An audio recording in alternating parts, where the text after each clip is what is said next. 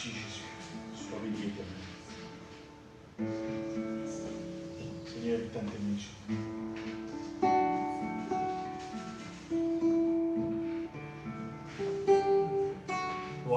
Cristo, yo te amo.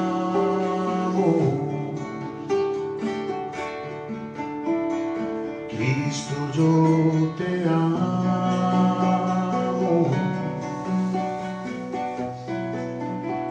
No hay nadie como tú, Señor Jesús.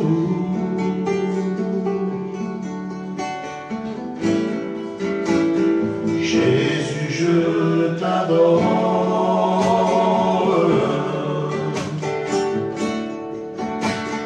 Jésus, je t'adore.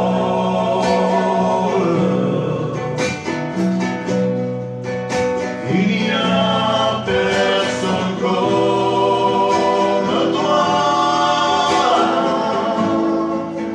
Jésus, mon roi.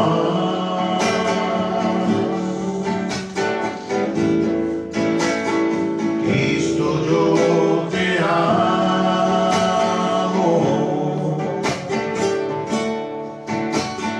Cristo, yo te amo.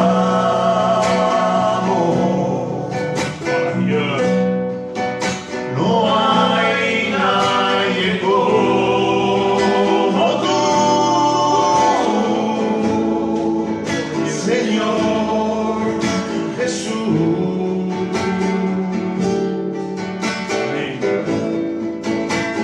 Jésus, je t'adore.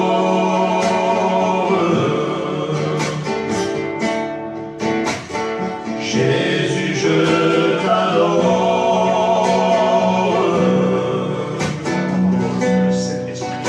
Il n'y a personne comme toi. Jésus, mon roi. Gloire à Dieu, gloire à Dieu. Jésus, je t'aime, m'approcher de toi, Seigneur.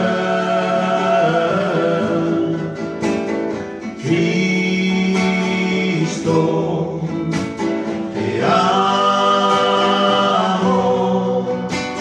acércame a ti, Señor, je lèverai ma voix, je lèverai ma voix pour t'adorer, Seigneur, et mon cœur parlera à ton cœur, des paroles de vérité que tu aimes écouter. Seul pour toi, Seigneur, levantaré mi voz en adoración, mi corazón dirá tu corazón, palabras de verdad que quieres escuchar solo para ti, Señor. Gloire à Dieu. Gloire, on peut encore le Seigneur. Seigneur, nous te rendons grâce, Seigneur. Merci, merci d'être ici devant toi. Dieu de gloire. Quelle grâce de pouvoir écouter ta parole, Seigneur. Oui, Seigneur. Quel privilège de pouvoir entendre ta voix nous parler dans nos cœurs et dans nos vies, Seigneur. Manifeste-toi au travers de ton roi, Seigneur. Amen, amen. Seigneur, que le Saint-Esprit nous conduise, nous dirige dans toute la vérité, Seigneur. Dans toute ta parole qui est pure, qui est bonne, qui est vivante, Seigneur, et qui nous bénit, Seigneur. Bénis-nous ensemble par ta parole. Amen. Oui, Jésus, Fils de Dieu. Que la chair se taise, que ton esprit puisse travailler, puisse faire et accomplir son œuvre dans nos cœurs et dans nos vies, Seigneur. Et à toi seul toute la gloire et l'honneur. Et à toi Sois béni, sois loué, sois glorifié, Seigneur. Amen. Amen. Gloire à Dieu. Amen. Nous allons chanter une cantique à la gloire de Dieu, mais nous allons tout chanter d'un même cœur. Et on va disposer nos cœurs à écouter la parole de Dieu. Amen. Amen. On chante tous d'un même cœur. Celui qui ne chante pas, je lui fais venir ici pour chanter. À part si tu ne chantes pas là, pour venir chanter ici. On chante à la gloire de Dieu. Seigneur, nous voici devant toi. Amen. Gloire à Dieu. Tous unis dans ta maison, nous avons soif de t'entendre, nous avons faim de toi, ô Seigneur, manifeste-toi.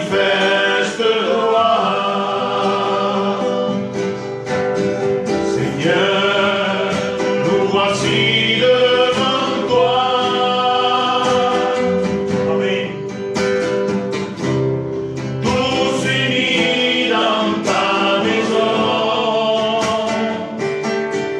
nous avons soif de t'entendre, nous avons faim de toi, ô Seigneur, manifeste-toi au milieu de nous, montre ta grandeur, Seigneur de gloire, règne dans nos cœurs, au milieu de nous, montre ta grandeur, Seigneur de gloire, règne dans nos cœurs,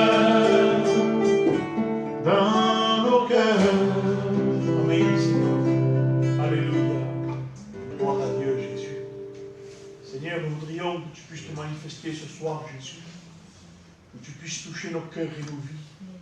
Bouleverser nos vies, Seigneur. Oui, étends tes mains sur chacun de nous. Répands ta grâce et ta paix, Sauveur. Nous avons besoin dans notre vie de communion avec toi, Sauveur. D'écouter ta parole, d'entendre ta parole. Que tu puisses, Seigneur, ce soir, intervenir dans chacun de nous. Seigneur, s'il te plaît, au nom précieux et glorieux du Seigneur Jésus, prends toute la place, Jésus. Et merci pour tout, Sauveur. Amen, Jésus. Gloire à Dieu. Voilà, que Dieu soit béni et glorifié. Est-ce que être béni dans une église, c'est seulement ressentir la présence de Dieu? Être béni dans une église, c'est simplement être guéri d'une maladie, bien sûr, c'est une bénédiction de ressentir la présence de Dieu. C'est une bénédiction quand un malade est guéri. C'est une bénédiction quand Dieu agit. Mais je dirais la plus grande bénédiction de tout ça, c'est un cœur changé. Amen. C'est un homme, une femme qui écoute la parole de Dieu et qui dit Amen, et qui obéit. Ça, c'est une grande bénédiction. Amen. Gloire à Dieu. Vous savez, ce qui dit la parole de Dieu dans Luc 21, 38. Écoutez bien. Hein. Voilà, j'ai remarqué que à chaque fois, il y a quelqu'un qui se lève pendant la prédication qui vont là-bas. Pendant les cantiques, personne ne se lève. Pendant la prédication, il y en a qui se lèvent. C'est dommage, parce qu'on rate un morceau de la parole de Dieu. Et c'est pas que la zette, hein. Tout le monde se lève. Ils vont là-bas. C'est dommage. Alléluia. Écoutons la parole de Dieu. Écoutez ce qu'il dit la parole de Dieu. Et tout le peuple, dès le matin, se rendait vers lui dans le temple pour l'écouter. Jésus était dans le temple. Et les gens venaient pour écouter Jésus. Les gens venaient. Alors, ils venaient pourquoi? Parce qu'ils savaient déjà que Jésus guérissait des malades, qu'il y avait des miracles, et qu'ils ne savaient pas vraiment qui était Jésus. Il y en avait qui savaient. Mais ils allaient là parce qu'il y avait des masses de personnes qui allaient. Alors, c'était un mouvement, et ils allaient au temple, comme tous les Juifs dans cette époque allaient au temple pour prier. Mais là, il y avait Jésus, et il dit que Et tout le peuple, dès le matin, se rendait vers lui, dans le temple pour l'écouter. Donc, ils n'allaient plus vraiment, par rapport à l'Ancien Testament, qu'ils allaient au temple pour prier, ils allaient pour ça, mais ils allaient aussi pour écouter Jésus. Mais de quelle manière nous écoutons Jésus aujourd'hui? Les personnes de l'Évangile, les personnes chrétiennes, les Alléluia, tout le monde entier vont aux réunions, vont dans un local pour écouter et pour faire quoi? Parce qu'il y a des personnes qui vont dans les locales, dans un local, dans un mouvement, dans un lieu où on se trouve là pour écouter la parole de Dieu. Mais on vient avec notre pensée, si Dieu pourrait me dire ça, ou ceci. Et il y en a qui viennent aussi pour regarder parce qu'ils sont curieux. Et les chrétiens, ils viennent parce que peut-être ils sont tombés dans une habitude. Ils sont habitués. Il faut qu'ils viennent par rapport au serviteur. Alors je vais mettre ça ce soir dans ton cœur. Si tu viens pour un serviteur, reste chez toi. Si tu viens parce que tu crois que le serviteur va te reprendre en disant tu n'es pas venu, tu sais que c'est, écoutez, que le serviteur reprend quelqu'un parce qu'il ne vient pas à l'église, c'est parce que cet homme ou cette femme a manqué et manque beaucoup de bénédictions. Et c'est un danger pour sa vie. Alors si la personne vient maintenant au local, parce qu'elle a peur du serviteur ou par respect, c'est bien, mais le plus important c'est viens pour Dieu, viens pour Jésus. Tous ces gens venaient écouter Jésus, mais de quelle manière? De quelle manière nous écoutons la parole de Dieu? Là il y avait Jésus en personne quand même. Il y avait Jésus en personne, en chair, en sang, en os. Et la parole de Dieu qui sortait de sa bouche, c'était lui la parole de Dieu. Les gens venaient en masse et vous croyez que tous ces gens s'étaient convertis, se tournaient vers Jésus, vous croyez ça, vous? Toutes ces personnes, tout le peuple dit, venez au temple. Et vous croyez que ces gens étaient avec Dieu? En masse, ils venaient. Aujourd'hui, ils viennent en masse à Jésus. Mais pourquoi ils viennent? Est-ce que c'est vraiment pour Dieu? Est-ce que c'est vraiment parce qu'ils veulent de Dieu, parce qu'ils veulent se convertir, parce qu'ils en ont marre de tout ça, parce qu'ils ont vu le péché, parce qu'ils en veulent le plus, parce qu'ils savent qu'il y a la mort, qu'il y a l'enfer, ils veulent eux se repentir et venir à la vie. Vous croyez que c'est ça? Aujourd'hui, les gens sont tombés dans le mouvement, dans des choses où nous savons aujourd'hui que ça ne sert à rien. Et pourtant, ils viennent écouter, c'est beau, oh là là, c'est beau. Oui, mais est-ce que Jésus demeure dans ta vie, dans ton cœur? Est-ce que tu respectes Dieu? Est-ce que tu l'aimes de tout ton cœur? Est-ce que tu as donné ta vie, ton corps, ton âme, ton esprit à Dieu? Est-ce qu'on aime Dieu vraiment, réellement? Ou alors parce qu'on a un local, parce qu'il y a un serviteur? Combien d'églises aujourd'hui sont tombées dans une routine? Dans un lieu comme si on allait dans une soirée?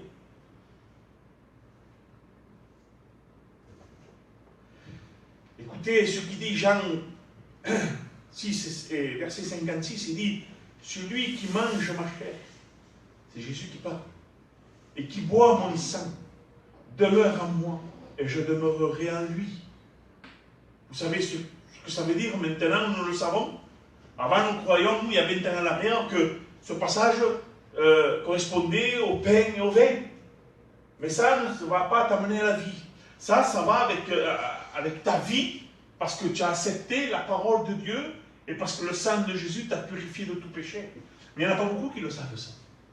Parce qu'ils ratent toutes les réunions, et une fois tous les 2 semaines, ils viennent le dimanche, prendre le pain et le vin, et ça fortifie. Ça fortifie rien du tout, ça.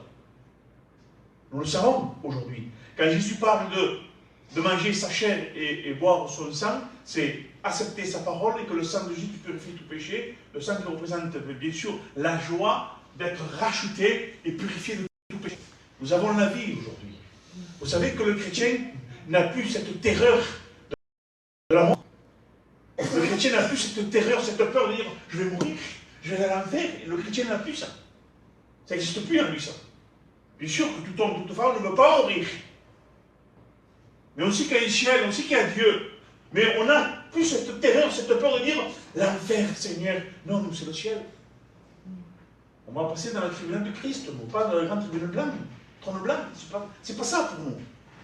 Amen. Heureusement pour le chrétien, pour celui qui fait la volonté de Dieu. Le grand trône blanc, c'est pas pour nous. Nous, c'est le tribunal de Christ. Vous le comprenez, ce mot? Hein? Vous étudiez la Bible aussi, hein? Gloire à Dieu. Et nous le comprenons parce que nous lisons. Si on ne lit pas, on ne comprend pas. Comme nous lisons la parole de Dieu, nous comprenons que celui qui mange ma chair et qui boit mon sang demeure en moi et je demeurerai en lui. Et cela, il le dit où? Dans le temple? Non, dans la synagogue. Dans une synagogue, il le dit ça. Jésus veut dire que là, on le voit dans la Bible, il a prêché, il a enseigné dans le temple. Il a prêché, il a enseigné dans les synagogues. Il a prêché, il a enseigné dans la montagne. Il a enseigné dans la plage. Il a enseigné de partout. Il a prêché, il a parlé de la vie. Combien il y a de personnes sauvées? Combien il y a de personnes qui sont venues à lui? Combien? Écoutez ça, c'est terrible. Dans le verset 60, il dit plusieurs de ses disciples. Plusieurs de ses disciples, c'est parce qu'il y en avait beaucoup. Écoutez, je vais dire quelque chose. Hein. Rien que dans Cavaillon, le Thor, le Sur-Sorbe, il y a un peu de partout. On va prendre la France. Hein. Combien il y a de disciples? Combien il y a de disciples? Il y en a plein. Vous savez ce que ça veut dire, disciples? Ceux qui ont écouté l'enseignement. Écoutez, j'ai pris des notes là. J'ai pris un peu, j'ai regardé, j'ai dit disciples, qu'est-ce que ça veut dire, dictionnaire biblique et tout. Eh bien, ça veut dire qu'ils ont reçu un enseignement. Un disciple, c'est celui qui a reçu un enseignement. Mais le vrai disciple, c'est celui qui s'attache à la personne du maître. Et non seulement à l'enseignement, mais à la personne du maître et qui l'obéit et qui a donné son cœur. Celui-là, c'est le vrai disciple. En plus qu'il a donné son cœur et sa vie, il est disciple parce qu'il a reçu l'enseignement, il a reçu Dieu et il obéit. Il ne suffit pas d'être membre. On peut être membre et perdu. Il ne suffit pas de venir à un local, dans une église. Ça ne veut pas dire que tu es sauvé. Ça ne veut pas dire parce que tu dis Amen à la porte de Dieu et que tu es enseigné que tu es sauvé. Être sauvé, c'est personnel. Donner son cœur à Dieu. Amen. Que le sang de Jésus te purifie de tout péché parce que tu as fait ton acte. Acte personnel. Après, il y a les actes du Saint-Esprit parce que tu as fait ton acte, toi. Tu t'es répandu. Ton âme t'est répandue. Tu as demandé, tu as été humilié devant Dieu. Tu as demandé pardon pour tous tes péchés. Et par rapport à tu as demandé pardon pour tous tes péchés, tu t'es humilié devant Dieu. Tu as reconnu ta misère. Tu as reconnu que tu as fait du mal à Dieu, à Jésus. Tu étais un pécheur. Tu as fait l'œuvre du diable, de Satan. Donc, répandu devant Dieu, tu dis pardon Seigneur, le sang de Jésus t'a purifié de tout péché. Aujourd'hui, tu n'es pas seulement un disciple parce que tu as été enseigné, mais parce que le sang de Jésus t'a purifié de tout péché. Tu n'es plus membre, tu n'es plus dans une fonction, tu n'es plus dans une marche d'un mouvement. C'est pas ça qui sauve. Et on le dit souvent, hein. C'est pas ça qui sauve. Ce qui sauve, c'est ta vie avec Dieu. Parce que tu as donné ton âme, ton esprit, ton corps à Dieu. Ton corps ne t'appartient plus. Ton corps n'est plus à toi. Tu n'as plus le droit de faire ce que tu veux avec ton corps. Tu n'as plus le droit de faire ce que tu veux avec ta vie. C'est Jésus règne en toi. Amen. Tu n'es plus indépendant, tu dépends de Dieu. Gloire à Dieu. Et être avec Jésus, c'est ça. Avoir une communion avec Dieu. Parce que nous ne sommes pas dans une marche, nous ne sommes pas partie du membre de groupe manico, ou union d'église, ou vie lumière, ou ce que vous voulez. C'est pas ça, nous. Nous, c'est Jésus, le Fils de Dieu, dans notre vie.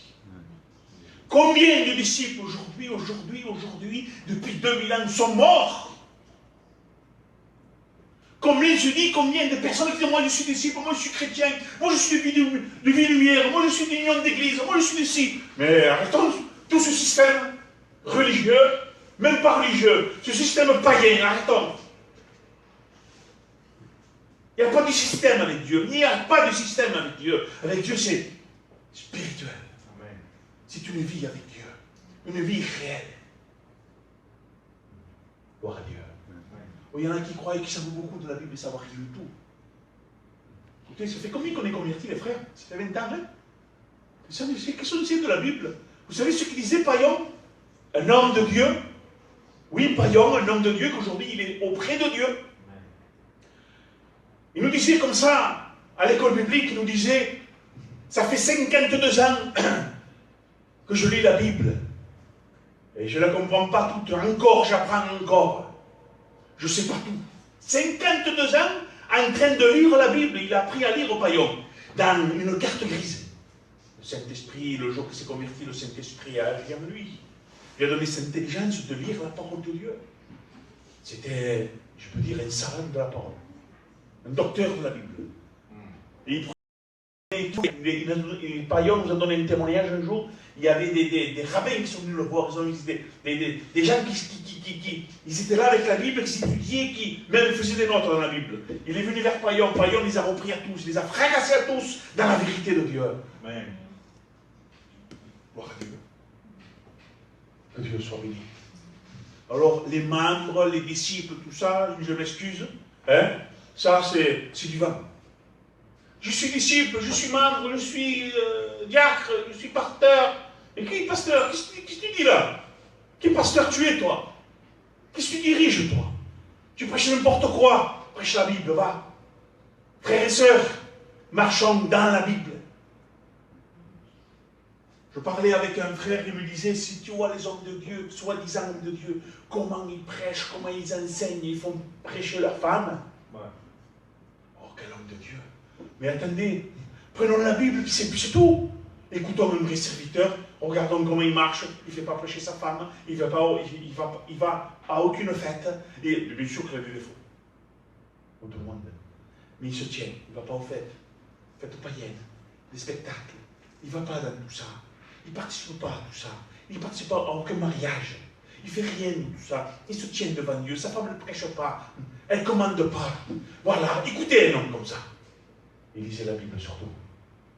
Parce que celui, le chrétien, le vrai qui lit la Bible et qui entend un vrai serviteur, et qui voit comment il marche, parce qu'il est son serviteur aussi de l'Église, il sait qui il est. Il lit, il s'est pris la question, j'écoute moi. Amen. Mais le pasteur qui veut prêcher, qui prêche, et qui fait n'importe quoi avec sa vie, vous le voyez dans tout, de partout, il fait n'importe quoi avec sa vie. Qui vous allez écouter? Comment c'est possible ça? Un disciple. Combien de disciples sont morts? Écoutez, c'est terrible. Il dit comme ça, plusieurs de ses disciples, après l'avoir entendu, dire cette parole. Dire cette parole est dure. Mais pourquoi elle est dure? Parce qu'ils ont écouté avec leur cœur charnel. Parce qu'en vérité, ils ne voulaient pas de Dieu, ils cherchaient autre chose que la bénédiction d'appartenir à Dieu. En vérité, j'ai reçu comme ça dans mon esprit, dans mon cœur, c'est que ces disciples-là, soi-disant disciples, qu'ils allaient le bon matin au temple. Après, il y avait des disciples, ils en avaient je ne sais pas combien. Mais ils marchaient vers Dieu, pourquoi? On le voit, on va le voir ensemble. Ces disciples-là ne marchaient pas avec Jésus parce qu'ils avaient donné leur cœur à Dieu. Non, c'est parce qu'il y avait un bénéfice, il y avait quelque chose à prendre. C'était quoi? C'était pas la vie éternelle pour eux. Pour eux, c'était un bien-être charnel, un bien-être personnel, un bien-être de la terre. Vous comprenez ce que je veux dire? Il y en a combien aujourd'hui? Des personnes, soi-disant, chrétiens, disciples, qui sont dans l'église, ils ont même une fonction, c'est des diacres, ils font des choses, c'est même des trésoriers, et puis ils ne sont pas là en vérité pour Dieu, c'est parce qu'ils ont une fonction, et puis ensuite, ils ont là une sécurité avec Dieu de dire, si je suis malade, Dieu va me guérir. Ils croient en ça quand même. Mais le plus important, c'est pas ça. Il ne suffit pas d'y croire que pour une guérison, et Dieu te guérit en plus. Tu vois, je suis chrétien. Non, Dieu te montre la puissance qu'il a, qu'il veut te sauver, parce qu'il parle. Il parle. Les bénédictions, les guérisons, ce n'est pas ça qui va te sauver. Une guérison ne sauve pas. Quand Dieu dit, voilà, tes péchés, il dit, voilà, tu es guéri, tes péchés sont pardonnés. D'accord? Il guérit, il pardonne. Mais il faut que la personne veuille être pardonnée. Oui, d'accord. Je te suis, Seigneur. C'est possible, ça. D'être guéri, d'être converti. Mon frère, c'était un comme ça.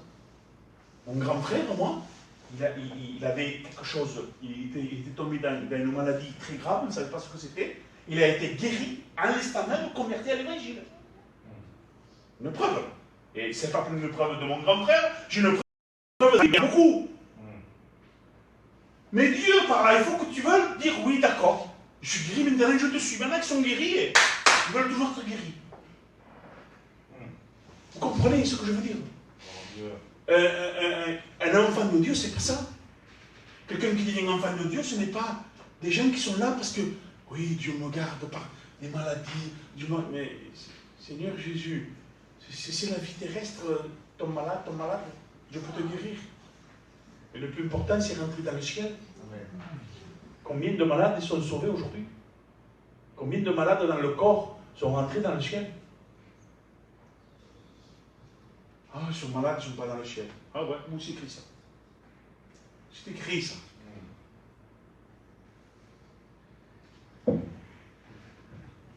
Il dit plusieurs de ses disciples, après l'avoir entendu dire, ils dirent, cette parole est dure. Qui peut l'écouter? Et aujourd'hui, quand on écoute la parole de Dieu, c'est dur ce qu'il dit. Parce qu'ils n'écoutent pas avec un cœur sincère, un cœur de vouloir Jésus. Non, non, non, non, non. Et alors ils ne comprennent pas, ils ne veulent pas comprendre en plus. Ces gens-là ne voulaient pas comprendre. Ces gens-là ne voulaient pas comprendre ce que Dieu voulait dire. Pourtant, Dieu leur dit franchement ce que c'est. Quand il dit, celui qui ne mange pas ma chair et boit mon sang, n'héritera pas le royaume des cieux. D'accord? Ben, Dieu les enseigne encore plus bas. Il dit, Jésus, sachant en lui-même que ses disciples murmuraient, pas les disciples, pas les 12 disciples, ses disciples. Il dit, Jésus sachant, il dit, en lui-même que ses disciples murmuraient à ce sujet, leur dit, cela vous scandalise-t-il? Alors Jésus, là, encore les éclaire et les enseigne. Écoutez ça. Il dit comme ça, Jésus leur dit, parce qu'ils voulaient tous partir, il dit, mais Jésus prêche, Jésus parle. Il dit, ah, ils n'ont pas compris alors. On dirait qu'il dit ça, Jésus, ils n'ont pas compris. Je leur ai dit, celui qui ne mange pas ma chair et ne boit pas mon sang n'héritera pas leur mission. Ils n'ont pas compris. Ils m'ont pris pour un cannibale. Allez, je vais encore les éclairer un peu plus. Sachant que Jésus, c'est tout. Hein. Il dit comme ça, il leur répond, c'est l'esprit qui vivifie, qui donne la vie. La chair ne sert à rien. Il ne répond pas à Jésus là. Parce que ces disciples-là qui disent non, c'est trop dur la parole de Dieu. Elle est trop dure, il faut manger sa chair, voir ce que ça va pas, non? Je ne fais pas ça moi. Alors Jésus leur explique. Il dit, je ne vous ai pas parlé de la chair, moi. Je vous ai parlé par l'esprit. L'esprit vivifie. Je vous parle vraiment des choses spirituelles. Vous n'avez rien compris alors. C'est des choses spirituelles que je vous parle. Il dit là, c'est l'esprit qui vivifie. La chair ne sert à rien, il dit. Les paroles que je vous ai dites sont l'esprit et vie. Il parle de choses spirituelles. Mais ces gens-là ne veulent pas comprendre encore. Il dit, dès ce moment, plusieurs de ses disciples se retirèrent et ils n'allèrent plus avec lui. Alléluia. Gloire à Dieu. Alors, je ne dis pas Alléluia parce qu'ils sont partis. Hein? Parce qu'on le vit. On le vit. Combien de personnes aujourd'hui ont dit la vérité? Ils n'aiment plus. Ils sont scandalisés. Ils sont fous. Mais ça ne va pas, non? Ils s'en vont. Non, non, non, non. Il y a des chrétiens aujourd'hui, écoutez-moi. Je lui parlais avec Anis. Il y a des chrétiens de local. Qu'est-ce qu'il a prêché, Anis? Vous ne vous rappelez plus? Laurent. Ouais. C'est que il y a des chrétiens idolâtres. Mais ce n'est pas une statue parce que c'est trop flagrant, ça. Non, non, non, ça non. Eux, leur statut, c'est le local. L'idolâtrie du local. Oh, super. Il faudrait là encore un petit pot de fleurs. Pourvu qu'il tombe sur sa tête, un pot de fleurs, et qu'il puisse le reprendre, le pot de fleurs. Oh, il faut mettre un truc. Une baffe, oh, une baffe, c'est bon, une baffe par ici. Oui, il faudrait changer. Il y en a marre, hein? Il faudrait changer les chaises un peu. Vous pouvez changer les chaises, parce qu'en eux, il n'y a rien. Écoutez, je préfère faire une vraie réunion dans une cave, par terre, qu'une fausse réunion dans le confort. Oh Dieu. Combien il y a de personnes chrétiennes, idolâtres, aujourd'hui, soi-disant disciples comme ces gens-là, oh, c'est trop dur la parole de Dieu, ils s'en vont, ils vont chez Gandolfi. Écoutez quoi? Ah oui, il y a des vrais serviteurs qui passent, ne dites pas ça. Vous savez ce qu'il m'a dit, un chrétien? Alors moi, quand j'écoute un pasteur qui vraiment la Bible, une fois dans l'année, c'est bien, je ne l'écouterai pas toujours. Il y a un problème spirituel, là, mon ami. Pas mon frère, même pas mon ami. Et il y a un problème à la vérité. Oui, moi, je n'écouterai pas tous les jours, une fois par an. Ouais. C'est terrible. Voilà les disciples d'aujourd'hui. C'est trop dur. La parole de Dieu, quand on l'a dit dans la vérité, elle est trop dure. Et quelle vérité? Parce que Dieu nous parle là, c'est un miroir, hein, on le sait, tous les serviteurs nous le disent. Hein. La parole de Dieu, c'est un miroir, on se voit. Et quand un serviteur parle, il faut qu'on se voit. Il faut que. Ah oui, c'est moi ça. Seigneur, pardon, on se reparle. Alléluia, gloire à Dieu. Mais aujourd'hui, qu'est-ce qui se passe dans les églises et qu'est-ce qui se passe dans l'être humain? C'est des disciples, ils ont été enseignés, ils ont reçu un enseignement bizarre aussi. Et ils se disent, oui, mais c'est trop dur, ça, moi je ne vais pas, mais ils ne partent pas du mouvement. Ils ne partent pas du mouvement, ils ne partent pas dans le local. Ils veulent chercher le local qui leur convient. Celui-là, il est beau, il se dit, oh, moi je ne partirai jamais d'ici. Oh, non, même si c'est le pape qui prêche. Alléluia. Il dit comme ça, dès ce moment, plusieurs de ses disciples se retirèrent et ils n'allèrent plus avec lui. Jésus dit aux 12, il se tourne vers les 12 et dit, et vous, ne voulez-vous pas aussi vous en aller? Oui. Non, il faut les garder, c'est fou. Mais pourquoi tu as prêché comme ça? Pourquoi tu as dit ça? Pourquoi tu prêches comme ça? C'est trop dur, on me l'a dit 50 fois ça. Pourquoi tu prêches, frère? Il faut que ça passe un peu mieux. Il faut de tout serviteur, tout ministère, il y a 5 ministères. S'il y a un serviteur qui vient ici, qui me prêche la même parole que moi, mais avec des mots qui passent. Et vous allez faire, c'était bien, tu vois, voilà un serviteur, on était bien, ça. Mais ça fait rien dans ton cœur, ça ne bouge pas peut-être. Alors, il y a moi qui va venir, avec le marteau. Le marteau comme la baffe. Et je vais commencer à frapper. Et là, tu dis, voilà, là ça va te bouleverser là. Et là, ça va marcher peut-être. Il faut ça pour t'éclairer. Il faut les 5 ministères. Et Dieu se sert des serviteurs différemment. Moi, je suis pasteur, admettons. Je suis pasteur, hein, j'ai le ministère de pasteur. Et un autre, il a le ministère de pasteur aussi. Mais quand il prêche, lui, il prêche comme Dieu veut qu'il prêche, lui. C'est lui. Dieu se sert lui comme ça. Et il passe un autre qui est un peu plus cru. Et il faut ça aussi. Comprenez? Amen. Alors, Josué dira, chapitre 24, verset 15, il dit, et si vous ne pensez pas devoir servir l'Éternel, choisissez aujourd'hui qui voulez-vous servir. Vous savez ce que c'est servir le vrai Dieu? Je vais vous le dire parce que je ne vais jamais dans les notes.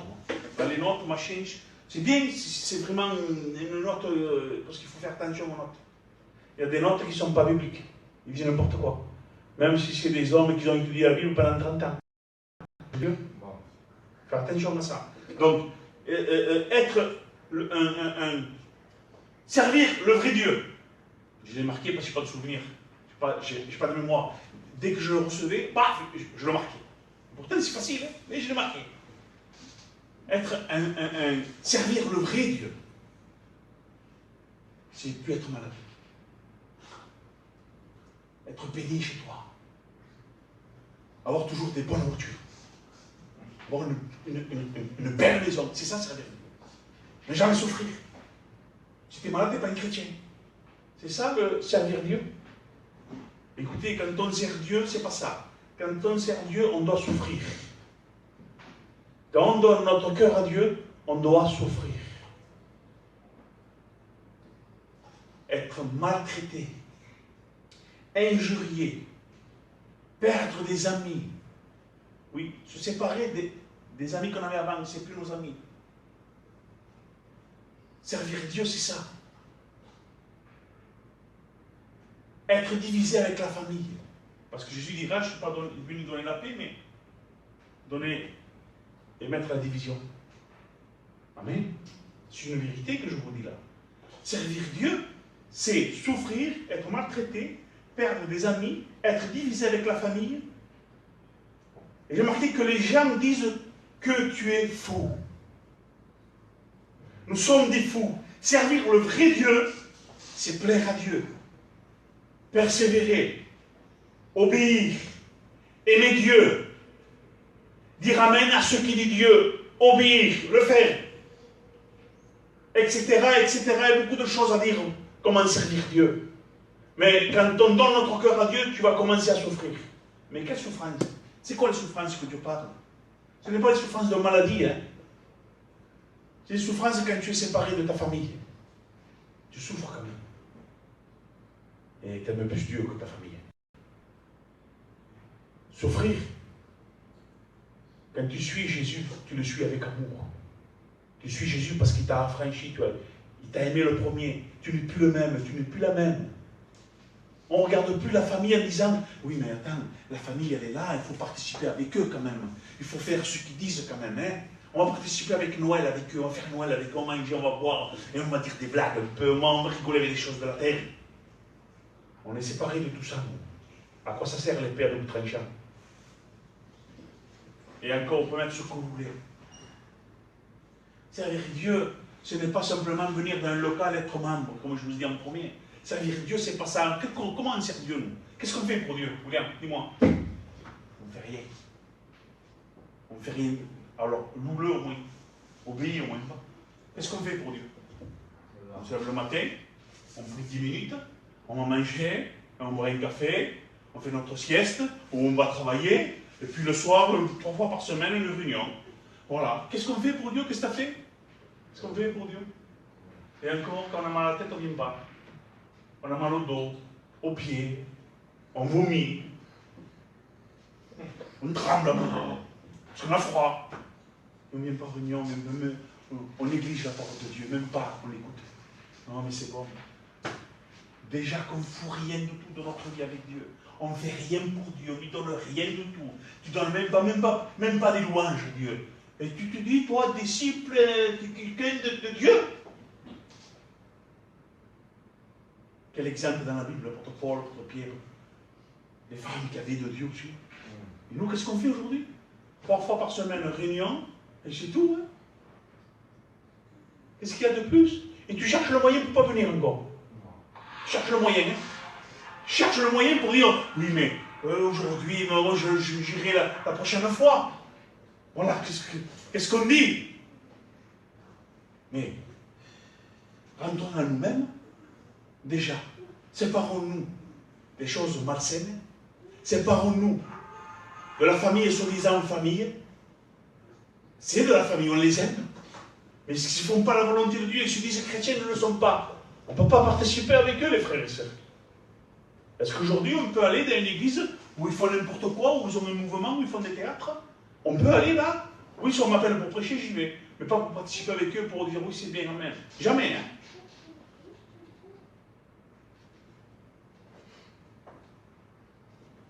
Il y en a qui servent un Dieu moderne. Bientôt fini, hein. Un Dieu moderne, c'est quoi? Être pareil qu'un païen. Être dans le même état qu'un païen, soi-disant chrétien. Être orgueilleux, méchant, désobéissant, aimer la terre plus que Dieu, infidèle à Dieu, aimer une association plus que Dieu. Faire d'une réunion une soirée de spectacle. Être hypocrite. Et tout cela en étant membre de l'Église. Ah, je suis dans une association, mais l'association va te sauver. C'est Dieu qui va te sauver. Amen. Jésus se tourne vers les chrétiens. C'est moi qui l'ai marqué, ça, j'ai reçu dans mon cœur. Écoutez, aujourd'hui, Jésus se tourne vers les chrétiens. Et il dit, et leur dit, et vous, ne voulez-vous pas aussi faire comme eux? Ce que Dieu a dit à ses 12 disciples, il nous le dit à nous maintenant. Et vous, tous ceux qui sont ici ce soir, ne voulez-vous pas faire comme les autres églises? Un mouvement, des spectacles, vous se réjouissez un peu dans la chair. Voulez-vous faire ça vous aussi? Dieu nous le dit ce soir. Voulez-vous faire ça? Allez-y, vous êtes libres. Hein? On ne vous force pas à faire la volonté de Dieu. C'est à toi de dire, moi j'aime Dieu, donc je veux faire sa volonté. On ne pousse personne à mettre un foulard. On ne pousse personne à ne pas mettre de pantalon, les femmes. Hein? Les frères, on ne pousse personne à ne pas se mettre un short. On n'est pas dans les sectes ici. La volonté de Dieu avant tout. Dieu avant tout, si on est avec Dieu. Ne te force pas à marcher comme nous, comme Dieu le dit. Parce que tu vas mourir. De toute façon, tu n'es pas vivant. Tu vas te dégoûter tout seul. Pour faire la volonté de Dieu, il faut que Jésus vive en toi. Il faut que tu sois mort pour la terre. Il faut que Jésus-Christ règne en toi. pour faire la volonté de Dieu, pour haïr le péché, aimer le péché. Pour ne plus faire toutes ces fêtes païennes, diaboliques, sataniques, sales. Pour ne plus faire tout cela, il faut être avec Dieu. Pour ne plus aller dans les plages en plein été, un chrétien qui manque même le culte pour aller à la plage, pour voir toutes ces femmes nues, tous ces hommes en short, en maillot, comme vous voulez. Des chrétiens et des chrétiennes qui voient des hommes en slip presque. C'est le cas de le dire. Ils vont là, ils regardent ça, ils pêchent contre Dieu. Il faut être chrétien pour ne plus aller dans la plage. Alléluia. Il y en a trop qui sont dans une vie qui est, que le péché est là. Ça règne en eux.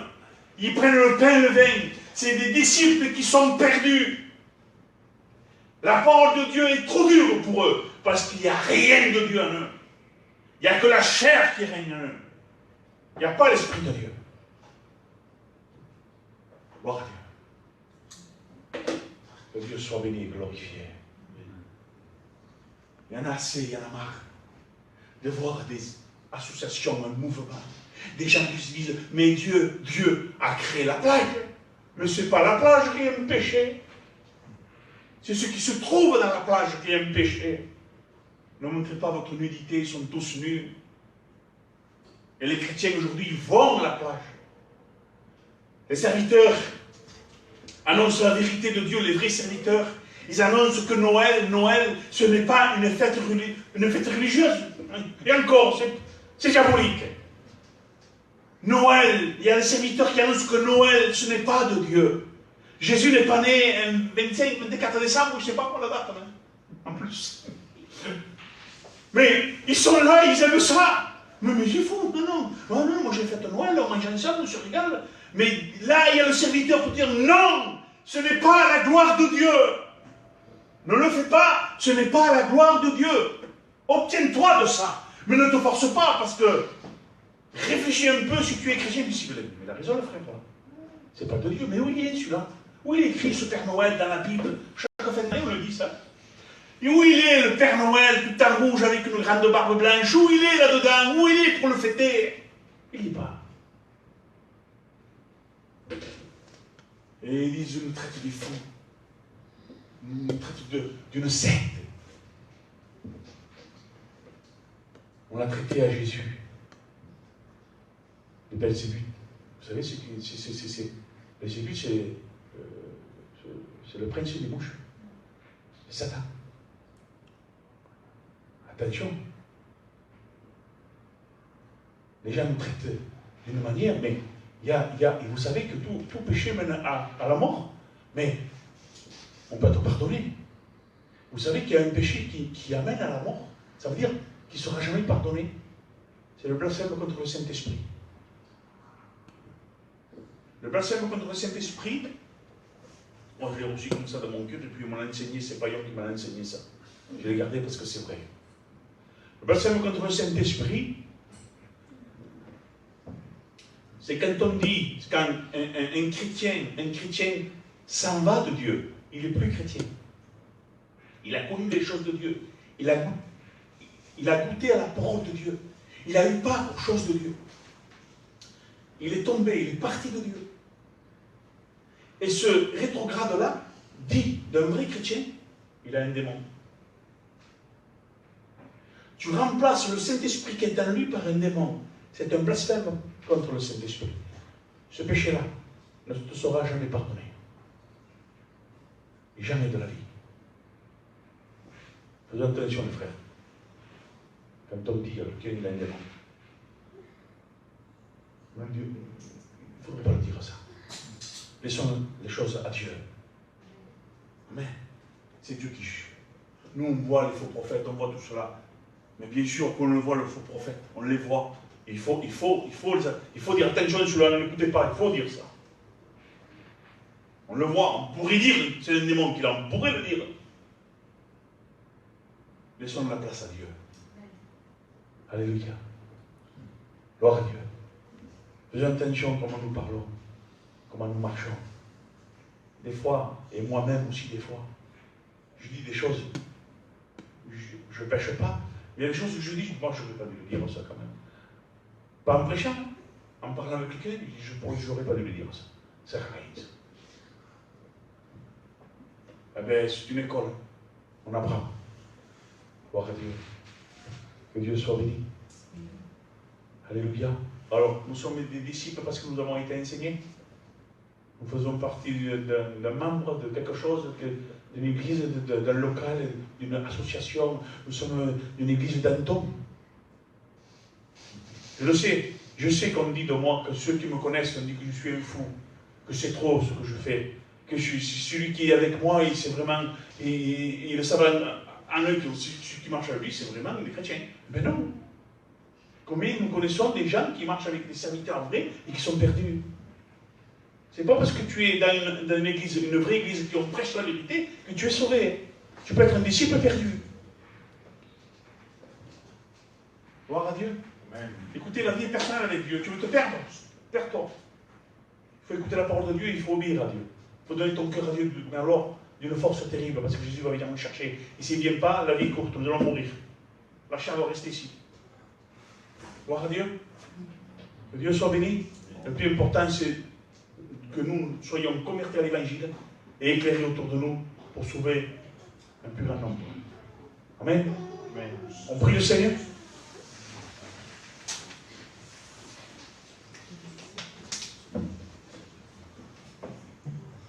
Gloire à Dieu, Jésus. Priez le Seigneur.